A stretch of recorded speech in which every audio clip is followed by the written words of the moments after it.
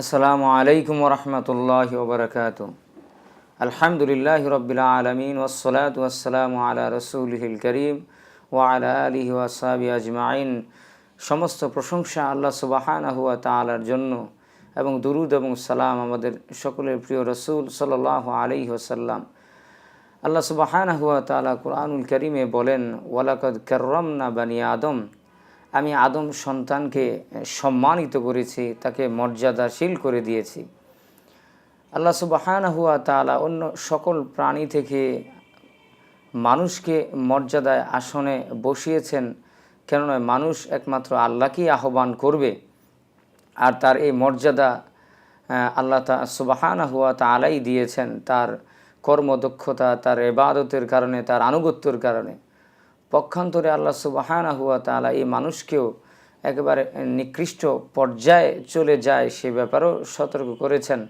যেমন সূরা ৩-এ বলেছেন, লাকাদ খালাকনাল ইনসানা ফি আহসানি তাকওয়িম সুম্মা রাদাদনাহু আসফালা সাফিলিন, যে মানুষকে আমি অত্যন্ত সুন্দর আকৃতিতে তৈরি করেছি, আবার এই মানুষ অবাধ্যতায় একেবারে নিচু পর্যায়ে চলে যায়। আজকে আমাদের ভিতরে দেখা যাচ্ছে আল্লাহ তাআলা আমাদেরকে তৈরি করেছেন, আমাকে সৃষ্টি করেছেন তার আনুগত্য করার জন্য, কিন্তু শয়তানের ওয়াসওয়াসা, মানুষের কুমন্ত্রণায় পড়ে একটা পর্যায়ে আজকে অধিকাংশ মানুষ, বিশেষ করে যারা অল্প বয়সে রয়েছেন, যারা টিনেজার রয়েছেন, যারা স্কুলে পড়ছেন, এই 10, 12 অথবা 18 থেকে 20, 22 বয়সে, এই বয়সটা আমাদের অত্যন্ত গুরুত্বপূর্ণ একটি বয়স। এই বয়সের ভিতরে যদি সে আল্লাহ তাআলাকে চিনতে না পারে, পরবর্তীতে এটার একটা বিরূপ রিয়াকশন দেখা দেয়। এই জন্য আল্লাহ সুবহানাহু ওয়া তাআলা সূরা ইনফিতারেও বলেছেন, ইয়া আইয়ুহাল ইনসান মা গাররাকা বিরাব্বিকাল কারীম, হে মানুষ, কিসে তোমাকে তোমার রব থেকে তোমাকে গাফিল করে দিল? আল্লাহ তাআলার স্মরণ, আল্লাহ তাআলার পথ থেকে তোমাকে কোন বিষয় তোমাকে গাফিলের দিকে নিয়ে গেল? এজন্য আমাদেরকে অবশ্যই এ ব্যাপারে সতর্ক থাকা উচিত।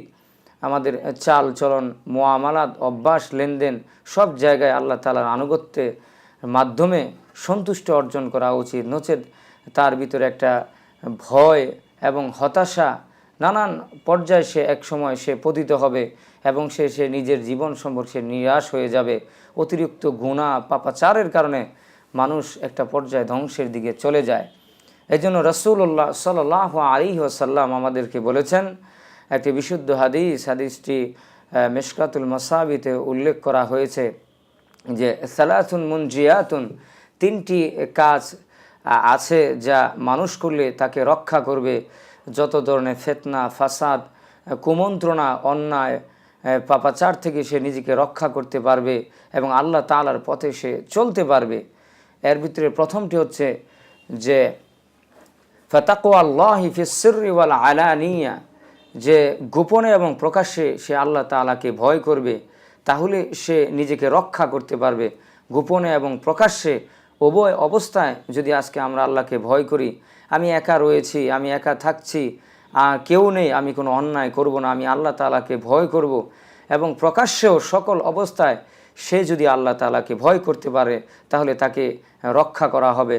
2 নম্বর, রাসূল সাল্লাল্লাহু আলাইহি ওয়াসাল্লাম বলেছেন যে আল কাউলু বিল হাক্কি ফির রিদা ওয়াস সাকাতি, যে মানুষ পছন্দ করুক আর না করুক, সবসময় সত্য কথা বলা, হক কথা বলা, যেটা শুদ্ধ, যেটা সঠিক সেই কথা বলা। হতে পারে মানুষ পছন্দ করুক আর না করুক, এর দ্বারা আল্লাহ তাআলা তাকে সহযোগিতা করবেন এবং মানুষের কাছ থেকে সে নিজেকে বাঁচিয়ে রাখতে পারবে, অন্যায় কাছ থেকে সে নিজেকে বাঁচাতে পারবে। রাসূল সাল্লাল্লাহু আলাইহি ওয়াসাল্লাম তৃতীয় যেই বিষয়টা উল্লেখ করেছেন নিজেকে রক্ষা করার জন্য, আর সেটা হচ্ছে আল কাস্তু ফিল গিনা ওয়াল ফাকরি, যে সচ্ছল এবং অসচ্ছল অবস্থায় মধ্যম পন্থা অবলম্বন করা, অর্থাৎ অতিরিক্ত কোনো কিছু ব্যয় না করা, আবার শিথিলতা, অলসতা, খামখেয়ালিও না করা। সর্বা অবস্থায় সে ধনী হোক অথবা ধনী না হোক, গরিব হোক, সচ্ছল অবস্থায় মধ্যম পন্থা অবলম্বন করা, নিজের সামর্থ্য অনুযায়ী প্রত্যেকটি কাজ সম্পাদন করা। এই 3টি কাজ যে ব্যক্তি করবে, আল্লাহ তাআলা তাকে রক্ষা করবেন, সে নিজেকে বাঁচাতে পারবে। আজকে এখন যে সমাজের যে দুরবস্থা, যেই পারিপার্শ্বিক যে অবস্থা, আমরা আমাদের জীবনকে ধ্বংস করে দিচ্ছি মন গড়া চলে, এবং শয়তানে ওয়াসওয়াসায় পড়ে নিজেদেরকে একেবারে ধ্বংসের দ্বার প্রান্তে নিয়ে যাচ্ছি। আল্লাহ রাসূল সাল্লাল্লাহু আলাইহি ওয়াসাল্লাম এই 3টি কথা যদি আমরা পালন করতে পারি তাহলে নিজেকে রক্ষা করতে পারবো।